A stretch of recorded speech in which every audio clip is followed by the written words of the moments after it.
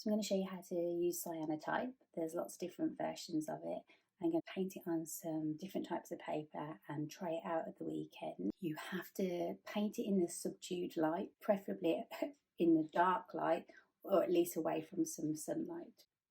So as you can see, I'm quite lucky in the darkroom painting, but if you've got a garage or a bathroom or a cupboard under the stairs, then these are all also good places to paint your cyanotype. I've got a few different types of paper that I'm going to use. I've got some little watercolour DIY postcards, some cartridge paper, some really cheap watercolour paper that I picked up in the works, and some really nice expensive watercolour paper as well. You can buy cyanotype from Amazon or from any other really good photographic company as well.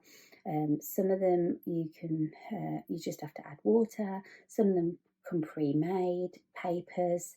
They're quite cheap off Amazon, or you can buy the Photo Speed cyanotype kit. It's quite expensive, but it is really, really good, and you do get some really nice watercolour paper to go with it. However, it would be advised to do this in the darkroom. You can use any kind of paintbrush to paint it on, just measuring out a small amount, because you really don't need a lot of cyanotype to paint onto the actual paper. I normally just put it into like an old container, little one of these sort of clear yogurt pot containers, or salad pots that you get from the supermarket.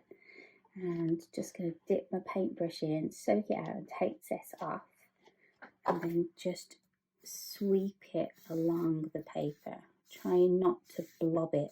Best to try and do smooth actions. Depending on the type of paper as well, will depend on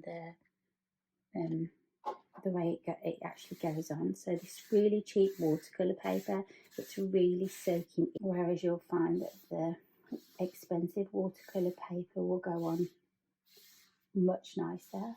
So you can see the different types of paper and how it's gone on. They need to dry now, so I'm going to... So now I've placed the cyanotype outside. It's already starting to go like a nice dark green colour. I want it a really, really dark blue.